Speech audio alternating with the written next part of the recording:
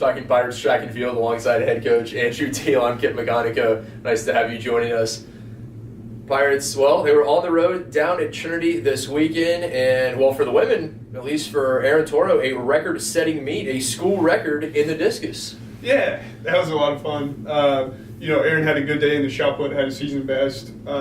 Came to javelin, did not have a season best, and then went over to discus and was able to crank out the new school record, which is held by Julia Glant.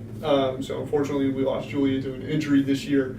But with her and Aaron both being sophomores, it'll be fun to see them kind of battle back and forth in the next few years. But it's no secret our throws group is young and talented, and they rewrote the record books last year. So it's kind of nice to see that we're on track to do that, with Jalen doing it earlier this year, and now Aaron at this point with a few meets left. So a lot of fun. They rewrote their record books last year, continuing to do so this year. And for the men, Carlton Covington, he opened the meet, a victory in the 100. A good start for your men. Yeah, definitely.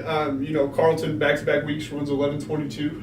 And before we can have a big performance, we got to have consistency. So it was great to see him come back and be able to run a really good time and pull out a win. And,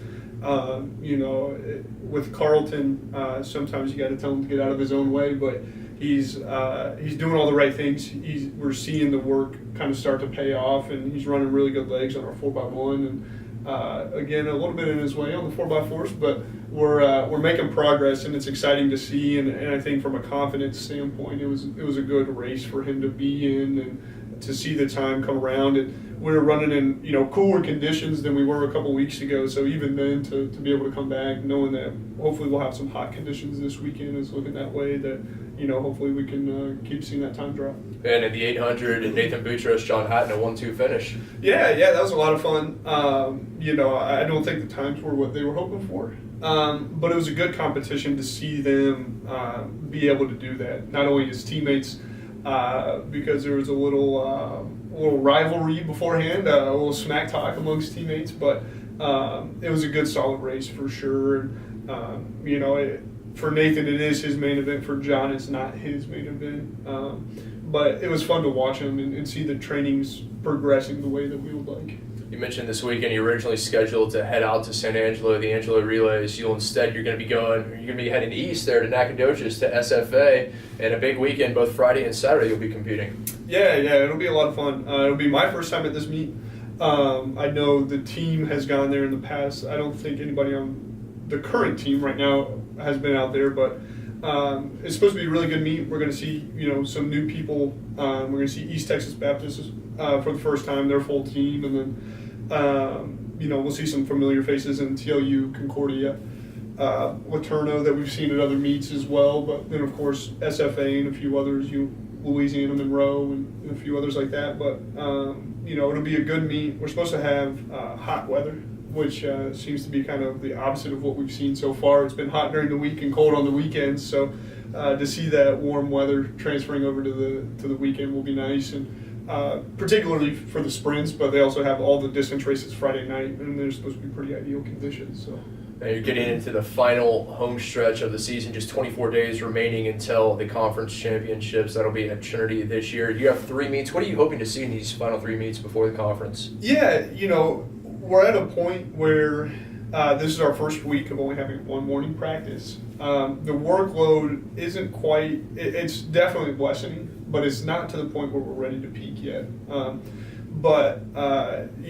We've kind of sustained some injuries over the past couple weeks, so have a couple people coming back from those this weekend, and just want to see progression back. I think this weekend we've kind of lightened everybody's load as far as the meet goes, so they might be doing 1 open event and 1 relay, and that's it, or 1 open event and 2 relays, or just the relays and things like that. So hoping to increase our times, or better our times for the conference standings to the ever important lane draws for the 4x1 and the 4x4 and that sort of stuff. And continue to progress. Next week we're going to focus a little bit more on individual events and open events to give our relays a little break. And then we're off, and then we get to compete at conference, and it's exciting. We've got a talented group. We've got a young group. We've got 4 seniors. So I think at this point, kind of my mind, we not starting to switch, but we're definitely starting to talk about plans for the future and get some different things in mind and trying to send our seniors off with a great end of the season. We have some school records in sight that we want to break over the next few weeks. And then from there, keeping our youngsters bought into the program, keeping them so that they're excited to work out over the summer to see, what they can accomplish next year. So this is kind of the end of a beginning, maybe, or beginning of an end. I'm not really sure, but it's something that's kind of a transitional period all the way up to the crescendo of conference, and then it's like after conference they got 2 weeks and then they're home. So kind of a mixture of all those things and reflecting on the season so far and all of that, but very happy and always look for progression. Yeah, just 3 meets remaining before the conference championships.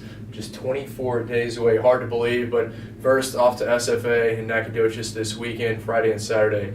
Pirate men and women's track team competing there in Southeast Texas. And Coach, good luck in your travels to Nacogdoches. Thank you. Appreciate it.